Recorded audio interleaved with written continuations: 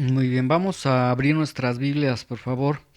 Vamos a Juan, capítulo 18. Hoy vamos a iniciar el capítulo 18 ya del Evangelio de Juan y vamos a estar leyendo del versículo 1 al versículo 11, ¿sí? Juan capítulo 18, del versículo 1 al versículo 18. El tema que vamos a tener para este domingo se va a titular Dos hombres valientes. Y de hecho vamos a hablar de dos hombres valientes. Les anticipo, uno de ellos o sea, finalmente tú eres un hombre valiente, ¿sí? Y al final te voy a decir por qué eres un hombre valiente. Dos hombres valientes entonces, ¿sí? Juan capítulo 18 del versículo 1 al versículo 11. El contexto que nosotros tenemos es que Jesús ya desde el capítulo 14, 15, 16, 17 les ha dado palabras a sus discípulos, ha orado por sus discípulos, ¿sí? Y lo que vamos a leer a partir de este capítulo 18 es lo que continúa una vez que Jesús terminó con estas palabras, con la oración tan hermosa que vimos en las enseñanzas anteriores, qué es lo que sucedió después de esto, ¿sí? Muy bien, vamos a orar. Señor, te pedimos que uses tu palabra, Señor, te pedimos que dispongas nuestros corazones, te pedimos que nos ayudes a eliminar cualquier cansancio, distracción en nuestras vidas, Señor, poder reverenciar tu palabra y poder, Señor, verte a través de tu palabra, Señor. Háblanos, Señor, con tu palabra, Señor, con la revelación, Señor, con la iluminación de tu Espíritu Santo que nos da de tu palabra, Señor. Dirige estos próximos minutos, Señor, para que podamos ser ministrados por tu palabra. En el nombre de Jesús. Amén. Muy bien. ¿Qué es lo que sucedió después? Bueno, versículo 1 y 2 dice, habiendo dicho Jesús estas cosas, las palabras que les ha dado, la oración que hizo por ellos que vimos el domingo pasado, después de esto salió con sus discípulos al otro lado del torrente de Cedrón, donde había un huerto, en el cual entró con sus discípulos. También Judas, el que le entregaba, conocía aquel lugar, pero recuerden, Judas ya tiene mucho tiempo que ya se ha separado del Señor, porque cuando él se separó del Señor fue precisamente con los sacerdotes para traicionar al Señor. Bueno, Judas conocía aquel lugar a donde fue el Señor, porque muchas veces se había reunido allí con sus discípulos, ¿sí? Muy bien. Después el versículo 3 nos da una narración de lo que sucede ya en este huerto donde se encuentran, que es el huerto de Getsemaní, pero vamos nosotros a leer, vamos a abrir Lucas 22:39, pongan un separador en Juan 18:1, porque nos vamos a estar moviendo de un evangelio a otro evangelio, porque aquí en Juan 1 y 2, versículo 1 y 2, nos está hablando de que se van a un lugar que es el huerto de Getsemaní, y en el versículo 3 ya después nos da una narración de lo que sucedió ahí en el huerto. Pero Juan el evangelista no nos dice, o sea, él da por sentado lo que ha sucedido en el huerto de Getsemaní. Entonces aquí nosotros vamos a estar leyendo textos paralelos para complementar lo que está sucediendo, ¿sí? Bueno, en Juan 18:1 al 2, entonces tenemos que cuando Jesús termina, se va con sus discípulos dice, al otro lado del torrente de Cedrón, donde había un huerto. Es el huerto de Getsemaní. Ahora, ¿qué sucede en el huerto de Getsemaní? Vamos a ver, Lucas 22:39. ¿Ya lo tienen? Dice, y saliendo, se fue como solía al monte de los olivos, y sus discípulos también le siguieron. Entonces vemos que se van a un huerto que es un huerto privado, un huerto cerrado, pero vean que hasta Lucas dice que se van a un huerto como solía. Entonces es un lugar que Jesús y sus discípulos conocían, porque Jesús lo frecuentaba para ir a orar con sus discípulos a ese lugar, ¿sí? Ahora, vamos a movernos a Mateo 26:36. Vamos ahora a Mateo capítulo 26:36, para ver exactamente qué es lo que está sucediendo ahí en el huerto de Getsemaní. Entonces, de acuerdo al relato de Juan y al relato de Lucas, vemos que terminando esto, entran al huerto de Getsemaní. Ahora Mateo nos va a decir qué es lo que sucedió en el huerto de Getsemaní. Mateo 26, del 36 al 38. Dice, entonces llegó Jesús con ellos, con sus discípulos, a un lugar que se llamaba Getsemaní, como ya nos lo dijo Juan y como nos lo ha dicho Lucas, y dijo a sus discípulos, vean, es de noche. Cuando llega ahí, les dice a sus discípulos, siéntense aquí, entre tanto que voy allí y oro. Y tomando a Pedro y a los dos hijos de Zebedeo, comenzó a entristecerse y a angustiarse en gran manera.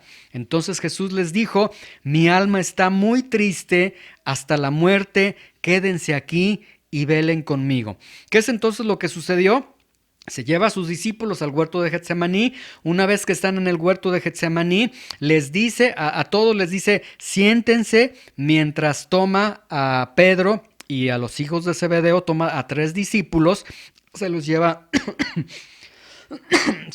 a ellos y ante Pedro y estos dos discípulos, hijos de Zebedeo, Jesús comienza a experimentar gran angustia, gran tristeza, lo que se conoce como una postración nerviosa. Es decir, Jesús comienza a tener estas emociones de angustia, de tristeza de una manera impresionante, y les dice a estos 3 discípulos que les ha pedido que lo acompañen, les dice, mi alma está triste hasta la muerte, ¿sí? Vean, Jesús entonces se abre su corazón ante estos 3 discípulos y les expresa que tiene un gran miedo, un gran terror, algo totalmente atroz, que vamos a ver ahorita más adelante, incluso hasta tiene consecuencias físicas en su cuerpo, pero a ellos les dice, quédense conmigo, oren conmigo, quédense aquí en medio de esos momentos, ¿sí? Ahora, vamos a Lucas 22:41, nuevamente, por eso les decía, nos vamos a estar moviendo, porque algunos evangelistas están omitiendo algunas situaciones y queremos nosotros capturar toda la escena de lo que está sucediendo, ¿sí? Lucas 22:41 y 42. Ya una vez entonces que se llevó a estos 3 discípulos y los otros discípulos se quedaron ahí sentados, espérenme ustedes aquí, y se lleva a estos 3 discípulos, dice, y él se apartó de ellos a distancia como de un tiro de piedra y puesto de rodillas oró. Es decir, se lleva a estos discípulos. Esta distancia de un tiro de piedra es una distancia de unos pocos metros. Entonces les dice Jesús, aguarden aquí para que estén orando conmigo. Y comienza Jesús a orar. Ahora veamos la oración de Jesús. Jesús se pone de rodillas. Vean este primer punto. Comienza a orar de rodillas. Recuerden, está inmerso en un gran miedo, mi alma está triste hasta la muerte, les ha expresado, y comienza a orar a este tiro de piedra. Esta distancia de un tiro de piedra significa que los discípulos escuchan perfectamente la oración que está elevando Jesús. Y Jesús comienza a orar y dice, Padre, si quieres, pasa de mí esta copa, pero no se haga mi voluntad, sino la tuya, ¿sí? No capturemos lo que está sucediendo, la imagen completa. Jesús está orando de rodillas, está sumido en toda esta agonía, en todo este terror, en todo este miedo que tiene en este momento. Tiene a sus 3 discípulos a unos metros detrás de él, que les ha pedido, quédense conmigo, acompáñenme, y Jesús está orando y diciendo, Padre, pasa de mí esta copa, pero no se haga mi voluntad.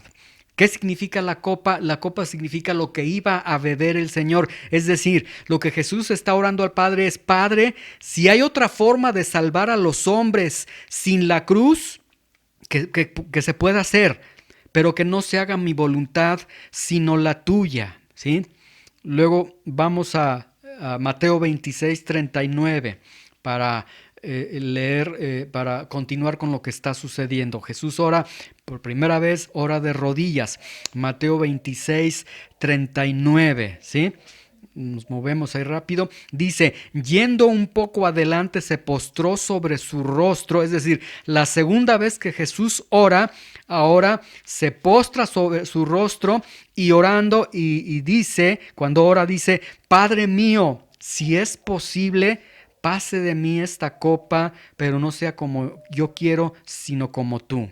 Entonces vemos que Jesús oró primero de rodillas y luego ora postrado, lo que vemos una intensidad en su oración. Pero nuevamente, no olvidemos, está inmerso en todo este terror, en todo este miedo que está experimentando. Mateo 26, 44. Vean, dice, y dejándolos se fue de nuevo y oró por tercera vez diciendo las mismas palabras. Entonces, ¿qué es lo que sucedió en el huerto de Getsemaní? Que 3 veces Jesús oró y estuvo diciendo, Señor, si hay otra forma de salvar que no sea a través de la cruz, muéstrame. Pero el Señor no le mostró, el Señor dijo, no, es la cruz, solamente a través de la cruz se va a redimir a los hombres. Ahora, veamos ahí en Mateo, vamos a Lucas, estábamos en Mateo, vamos a hacer otro viaje a Lucas, Lucas capítulo 22, versículo 43 y 44, para ver también otro punto de vista del evangelista que es doctor y que nos va a ayudar en lo que va a estar señalando él. Vemos aquí que Jesús entonces ha orado 3 veces, está inmerso en este terror, en esta fuerza emocional que está experimentando, porque está a unos momentos de ir a la cruz del Calvario.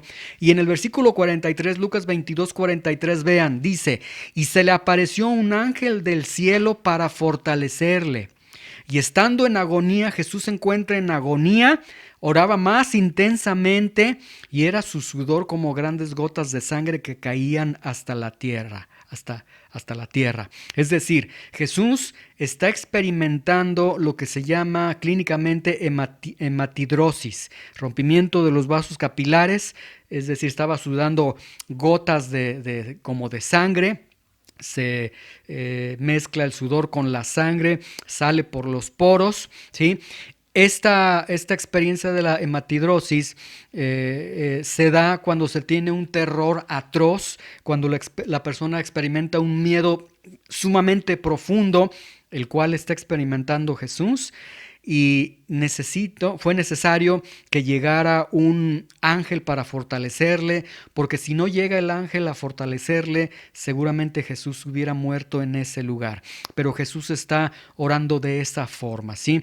Ahora, quiero que veamos que Jesús no está sintiendo el miedo por la muerte en sí, sino que Jesús, mientras ha estado orando en el huerto de Getsemaní, Él está consciente de la expiación, está consciente de que va a beber la copa que el Padre no ha pasado delante de Él. Él ha dicho, Padre, si puedes pasar esta copa, si hay otra forma que no sea a través de la cruz, Él va a beber la copa de la ira de Dios. Y entonces lo que le está oprimiendo al Señor en estos momentos fueron nuestros pecados, porque Jesús sabe que en unos momentos se va a enfrentar ante Dios cargando encima el pecado de todos aquellos que Él va a redimir. Y Él sabe que Dios es un Dios santo, que aborrece el pecado, que castiga el pecado. Y entonces Jesús está en ese punto, en ese momento, oró 3 veces, 3 veces el Señor le dio un rotundo silencio, porque el Señor le mostró, es la cruz lo que yo quiero, ¿sí? Entonces, ¿qué aprendemos en esta oración que el Señor está teniendo en este huerto de Getsemaní? Aprendemos, número 1, que el Padre no quiso y no quiere pasar la copa de Jesús, aunque Jesús se lo pidió por 3 veces. Es decir, el Padre está señalando que no hay otro camino al cielo sino a través de la sangre del Hijo. Entonces el Padre está rectificando, no, la llegada al cielo, la redención es solamente a través de la sangre de Jesús. Por eso, cuando se habla de religión o se habla de buenas obras, pues es un insulto a Dios realmente, porque si Jesús mismo le estuvo pidiendo al Padre, pasa de mí esta copa, y el Padre no pasó de él esa copa, porque el Padre sabe que esa es su voluntad y que ese es el único camino al cielo, Es un insulto a Dios que alguien llegue y diga a través de la religión, a través de las buenas obras. No, hagamos a un lado la sangre del cordero. Sería algo totalmente insultante. Y número dos, también aprendemos que Jesús obedeció la voluntad del Padre. Ahora vean, físicamente exhausto, porque cuando se da esta experiencia de la hematidrosis, el cuerpo queda totalmente exhausto, con la piel sumamente adolorida, sensible, sabiendo que va a ir a la cruz y que en la cruz se va a enfrentar ante Dios, quien es santo, y con un gran temor todo esto, Jesús está obedeciendo la voluntad del Padre, ¿sí? Ahora, vean Mateo 26:45, Mateo 26:46. Ya nada más leemos estos textos, ya después vamos a llegar a Juan nuevamente. Mateo 26:45 y 26:46, ya después de que Jesús ha orado 3 veces, de que Jesús les ha pedido a estos 3 discípulos, acompáñenme a orar, y en esas 3 veces estos discípulos se quedaron dormidos. De hecho, Jesús va con Pedro, Pedro, no te duermas, acompáñenme. Y comienza Pedro a orar otra vez, vuelve a quedarse dormido. Después de esto, Jesús luchando en oración, en agonía, para obedecer la voluntad del Padre, sus discípulos totalmente muertos de cansancio. Vean el versículo 45. Entonces vino Jesús a sus discípulos y les dijo: duérmanse ya, descansen. Y aquí ha llegado la hora y el Hijo del Hombre es entregado en manos de pecadores. Levántense, vamos. Vean, se acerca el que me entrega. Es decir, después de esta escena donde Jesús abrió su corazón ante ellos y les dijo cómo se estaba sintiendo y les pidió: quédense conmigo, oren conmigo, y ellos se quedaron dormidos, ya al final Jesús, después de que ha orado, de que ha puesto su vida, que ha puesto todo en manos de la voluntad de Dios, finalmente les dice: ya duérmanse, ya descansen. Y de hecho es un tanto irónico porque les dice: ya duérmanse, y de manera inmediata les dice: pues ya despiértense porque ya se acerca quien me va a entregar. Y ahí sí estaban totalmente despiertos. Qué ironía, ¿sí? Bueno, esto es lo que sucedió en el huerto de Getsemaní. Vamos nuevamente a Juan, capítulo 18, para retomar esta lectura y para poder entender entonces lo que nosotros hemos estado leyendo. Les voy a leer el versículo 1 y el versículo 2 nuevamente para conectarlo con el versículo 3. Habiendo dicho Jesús estas cosas, salió con sus discípulos al otro lado del torrente de Cedrón, a donde había un huerto, en el cual entró con sus discípulos. Y también Judas, el que le entregaba, conocía aquel lugar, porque muchas veces Jesús se había reunido con sus discípulos. Y ahí sucedió lo que acabamos de ver. Jesús ora, ora con ellos, ora, como vimos ahorita en esta oración, pide a sus discípulos que le acompañen. Sus discípulos no le acompañaron, ¿sí? Bueno, después de esto vamos ya al versículo número 3, Juan 18:3, ya conociendo lo que ha sucedido. Juan 18:3 dice: Judas, pues, tomando una compañía de soldados y alguaciles de los principales sacerdotes y de los fariseos, fue allí con linternas y antorchas y con armas. Y qué malvado, qué mal amigo, qué traicionero Judas, porque Judas conocía ese lugar. Vean, es irónico que Judas sabía que Jesús estaría orando. Y que Judas sabía: Jesús estaría orando, va a estar orando, y seguramente va a estar en el lugar donde le gusta ir a orar, ahí en el huerto de Getsemaní. Y ahí lleva a toda esa compañía de soldados, de alguaciles, de principales sacerdotes, de fariseos, y todos ellos van, soldados y alguaciles, con linternas, y van sumamente armados. Ahora, vamos a ver la compañía de los soldados. ¿Cuántos soldados irían? Una compañía de soldados, lo que se llama un cohorte, se componía de 1,000 soldados, 760 soldados de infantería y 240 soldados de caballería. Pero en este caso, como la compañía de soldados va apoyando a los alguaciles o a la policía del templo, se estima que entonces lo que va no es un cohorte, sino un manípulo. Un manípulo se componía de 300 soldados. Entonces, el primer punto que tenemos es que 300 soldados romanos van en esta compañía que va para arrestar a Jesús, van 300 soldados romanos armados. Número 2, van los alguaciles, que son los policías del templo. Se desconoce cuántos policías habría en el templo, pero el templo de Jerusalén, recuerden, tenía un atrio de sacerdotes, el atrio de Israel, el atrio de las mujeres, y era una construcción sumamente enorme. Entonces, números muy bajos, podríamos decir que van 100 policías del templo y van también armados. Entonces van alrededor de 300 soldados, 100 policías, van los principales sacerdotes, los principales fariseos. Podríamos hablar de un cálculo muy rápido de por lo menos 450 personas como mínimo que van a capturar al Señor, ¿sí?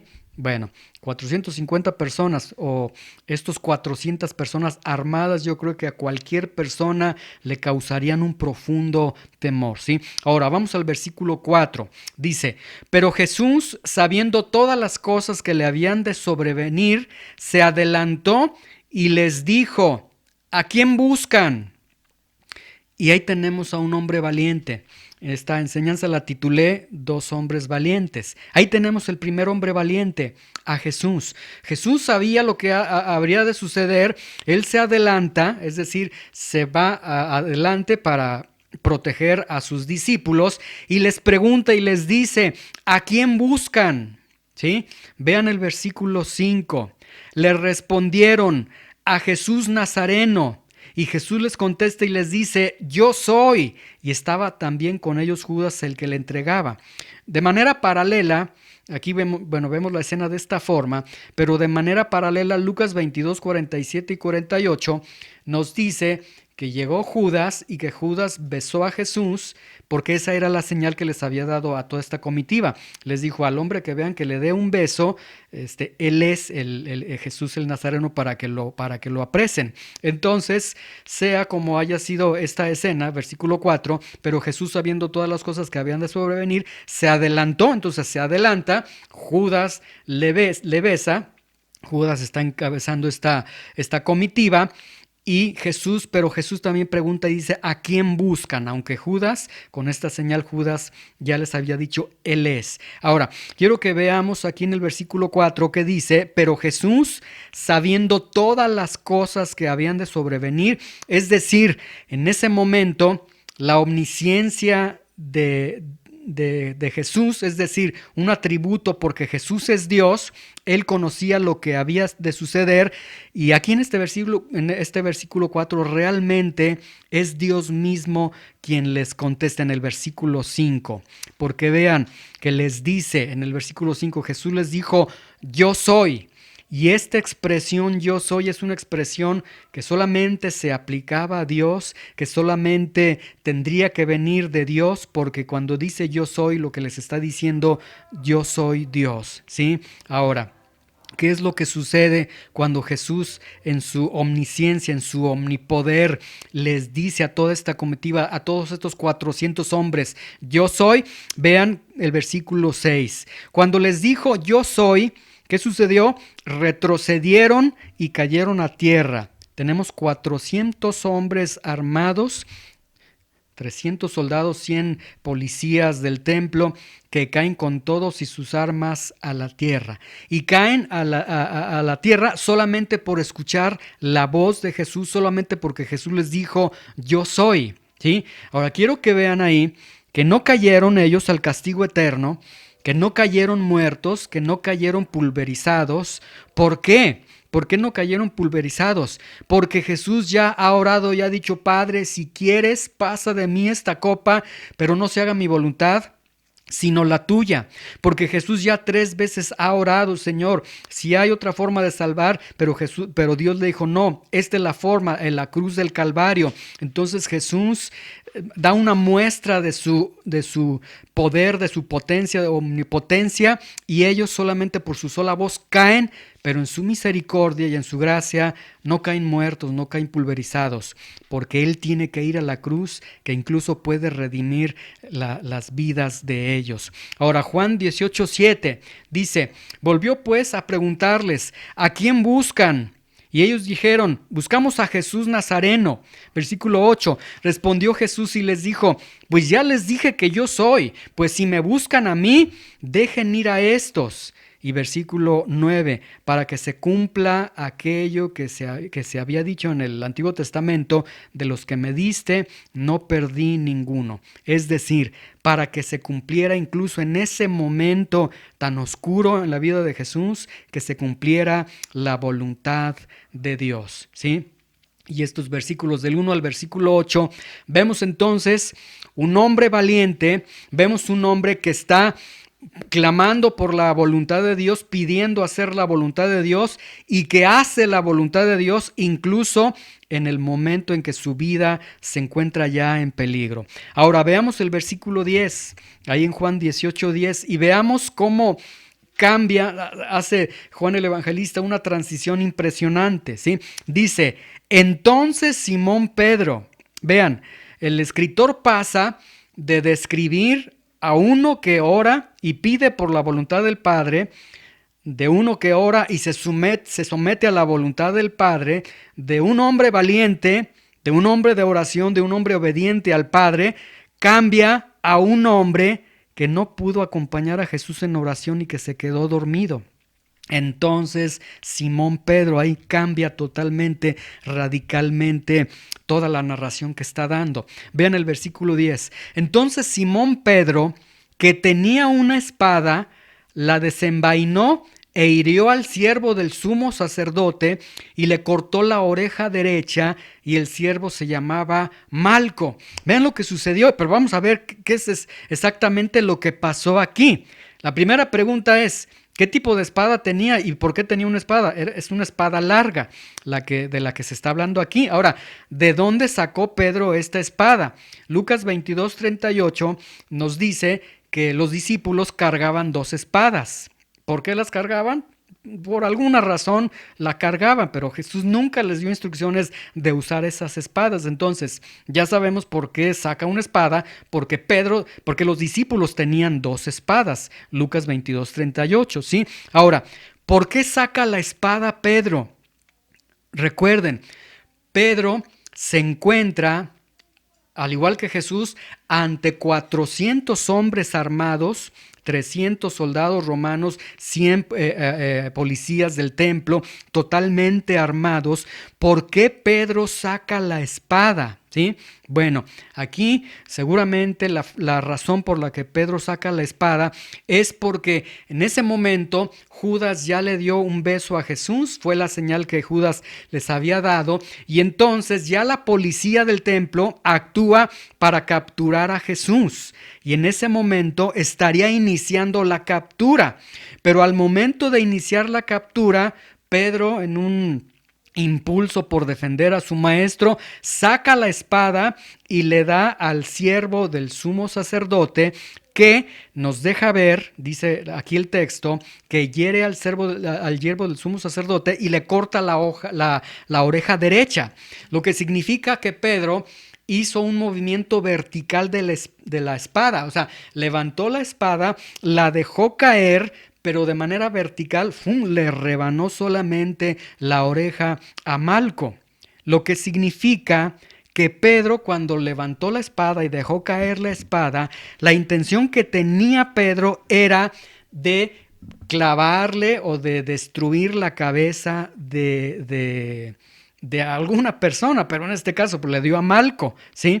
Entonces, vemos que la intención que tenía Pedro era de matar posiblemente a Malco, ¿sí? Y esto, como les digo, ante la presencia de 300 soldados romanos, de 100 policías del templo, todos armados.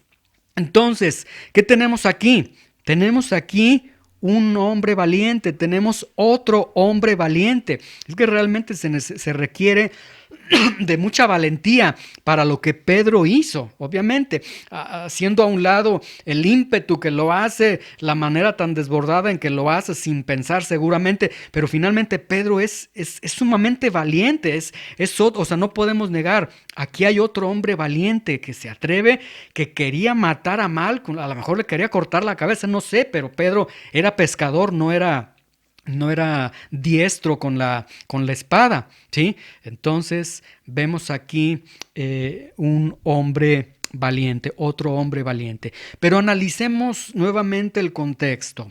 Vean, el contexto nuevamente de nuestra lectura es este. Juan 18:1.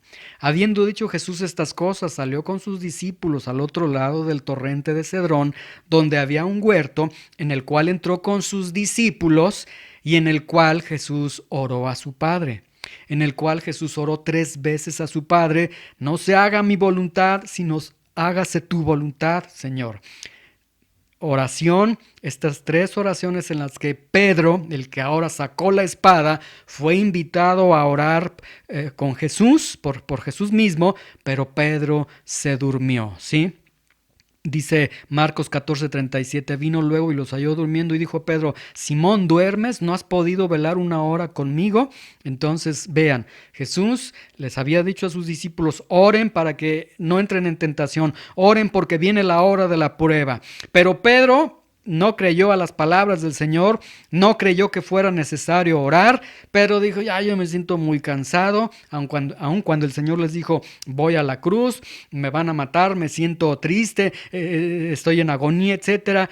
Pedro dijo: ay, no entendió lo que Jesús le estuvo diciendo, ¿sí? Y realmente, pues vemos que Jesús 3 veces dijo: no sea mi voluntad, sino hágase tu voluntad. Pedro nunca dijo que no sea mi voluntad, sino la tuya. Y vemos a un Pedro que dependió totalmente de él. Sí, un Pedro valiente, un Pedro sumamente valiente, porque realmente sí, no podemos negar, es un acto de valentía. Pero al enfrentarse a la prueba, ¿cómo reaccionó Pedro? Vemos que Pedro reaccionó a mi manera y Pedro dijo: no, aquí yo me encargo, Señor, ahorita yo soluciono todo esto, ¿sí? Ahora vean los alcances de la imprudencia de Pedro, porque Pedro lo que acaba de hacer no es cualquier cosa, ¿sí? Con este ataque, vean, cuando Pedro saca la espada y hiere a Malco, en ese momento los soldados pudieron haber matado a todos, pues ya era un ataque que se estaban dando, van a repeler el ataque, matarían a todos. Vamos a pensar por un momento: matan a todos los discípulos, matan al Señor, se acaba todo, no hay cruz, no hay redención. O sea, vean los alcances de la torpeza de Pedro. Sí, un hombre valiente, pero sin reconocer la necesidad de depender y vivir en la voluntad del Padre. Sí, un hombre valiente, pero tan valiente que no necesita depender de la voluntad de Dios. Y que en los momentos de prueba, él se atrevió a decir: yo puedo manejar esto. El Señor no sabe, necesito sacar mi espada, ¿sí? Y saben una cosa, somos valientes cuando hacemos nuestra propia voluntad y no la voluntad del Padre, ¿sí? Tú eres valiente cuando en los momentos de prueba te refugias en ti mismo, resuelves las cosas a tu manera y dices: hágase mi voluntad y no la tuya, ¿sí? Ahí somos muy, muy valientes realmente, así, al igual que Pedro. Pero también tenemos a otro hombre que es muy valiente, un hombre que 3 veces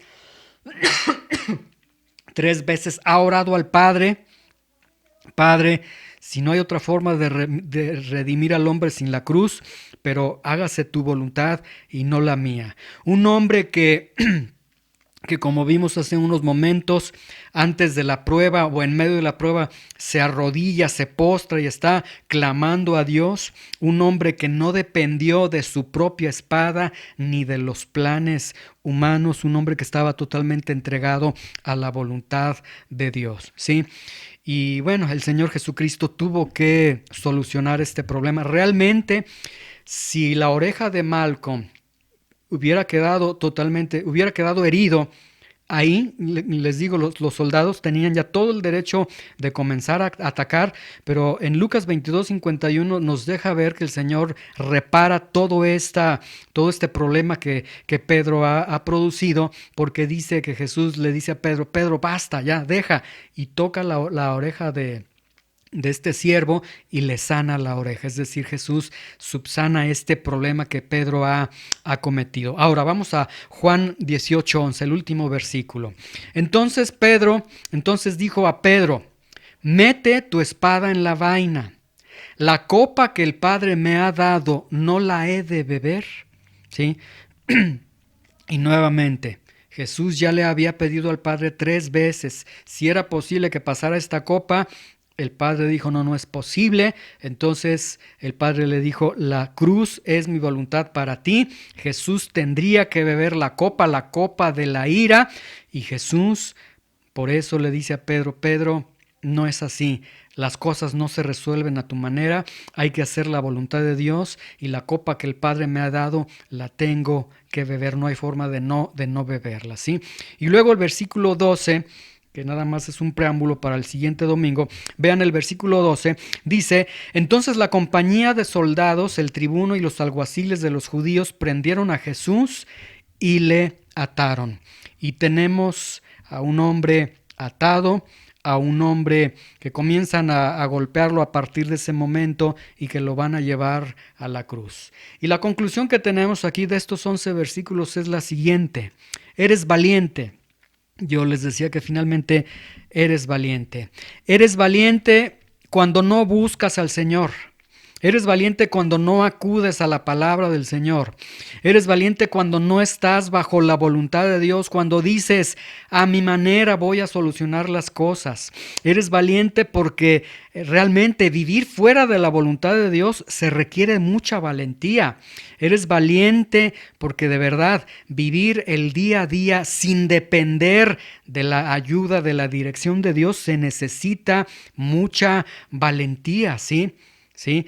Estos razonamientos que se tienen de: es que si no hago las cosas a mi manera, es que entonces no me puedo mantener, es que si no vengo yo tengo que faltar porque tengo que buscar para comer, es que yo tengo que dejar de orar, tengo que dejar esto, dejar de buscar al Señor, porque si no, ¿quién me va a dar a mí? Tengo que solucionar las cosas. Pues felicidades, aplausos para ti, porque realmente eres sumamente valiente. En verdad, se necesita ser valiente para hacer a un lado la palabra de Dios, para decir: mi cansancio es más grande, mi derecho a descansar es más grande, mis ocupaciones son más importantes. Eres valiente, y todos los aplausos para ti, porque se necesita ser muy valiente para hacer a un lado la dependencia y la voluntad de Dios en tu vida, ¿sí? Pero bueno, y de hecho, veamos nuevamente Juan 18:12. En Juan 18:12 vemos a un hombre que es capturado por soldados, por el tribuno, por los alguaciles de los judíos, que es atado. O sea, ahí no vemos a un hombre, no vemos la imagen de un hombre de éxito, de grandes bendiciones. Mira, un hombre de Dios ahí. No vemos a un hombre atado, pero estamos viendo a un hombre que está siendo obediente a lo que Dios está enseñando, ¿sí? Y número 2, el segundo hombre valiente. Vemos también a un hombre valiente que buscó al Señor, que acudió a su palabra, que está bajo la voluntad de Dios y que se atrevió a decir: no sea mi voluntad, sino la tuya. Y también podemos decir: tú eres valiente cuando buscas al Señor, cuando le crees al Señor, cuando estás bajo su voluntad, cuando dices: estoy cansado, pero aquí estoy, Señor. Cuando dices: tengo problemas, pero aquí estoy, Señor. Cuando dices: no tengo para comer, pero aquí estoy, Señor, buscándote. Eres valiente cuando no sacas tu espada y con tu espada quieres resolver todas las cosas, ¿sí? Eres valiente. Y entonces aquí vemos que la valentía de un hombre se puede ver como la valentía de Jesús cuando un hombre obedece al Señor y obedece la voluntad del Señor, aunque esa voluntad te esté llevando a tu propia cruz, como la voluntad de Dios nos lleva a nuestra propia cruz cada día a morir a nuestro propio yo. Entonces, en conclusión, vemos aquí dos hombres, un hombre valiente, otro hombre valiente. Pero la distinción de estos hombres valientes es que uno fue valiente a los ojos de Dios porque obedeció a Dios. Y el otro fue un hombre valiente que hizo su propia voluntad, que resuelve las cosas a su propia manera, que hace la voluntad de Dios a un lado. Entonces, para concluir, recuerda, cuando haces la voluntad de Dios, en verdad, nuestra admiración por ti, porque eres sumamente valiente para hacer a un lado la ayuda y la voluntad de Dios. Pero Dios guarde la hora de qué tipo de valentía estés desarrollando en tu vida. El Señor nos ha dado un ejemplo a través de esto, que Él fue valiente porque obedeció al Padre, y que esa obediencia al Padre, aunque le costó la muerte, el sacrificio y todo lo que Él hace, vemos ahí que Él se mantuvo totalmente valiente al Señor. Dice Filipenses 2:8, y estando en la condición de hombre, se humilló a sí mismo, haciéndose obediente hasta la muerte y muerte de cruz. Y el día de hoy tenemos muchos valientes que al primer problema dicen, hoy no voy. A la primera situación, hoy no puedo. A la primera situación, estoy cansado. ¿Cómo quieres que te escuche? Qué aburrido es esto de la palabra de Dios y demás. Hay dos tipos de valientes. Que el Señor nos haga valientes como el Señor Jesucristo fue valiente y obediente a la voluntad de Dios, aunque esa voluntad le estaba llevando a la cruz del Calvario. Señor, te damos gracias por estos textos, estos 11 versículos que hemos leído, en los cuales podemos ver tu gran valentía, Señor. Podemos ver esa valentía, Señor, de manera gráfica en la obediencia que Jesús tiene. No le importó su vida, no le importó su bienestar. Y muchas veces a nosotros cuánto valoramos nuestro bienestar, nuestros intereses. Es que tengo que hacer esto, es que por eso no estoy orando, es que por eso no estoy leyendo, es que por esto, tantas cosas, Señor. Y sí somos valientes, Señor, a nuestros propios ojos, sacamos nuestra propia espada y nos defendemos y argumentamos, pero ante tus ojos somos pobres, Señor, porque no estamos haciendo tu voluntad. Señor, ayúdanos a ser como Jesús. Ayúdanos en cada momento de nuestra vida a poder orar y decir, no sea mi voluntad, sino sea tu voluntad en mi vida, aunque esa voluntad implique nuestra propia muerte, Señor. En el nombre de Jesús, ayúdanos a ser obedientes a tus ojos. En el nombre de Cristo te lo pedimos. Amén.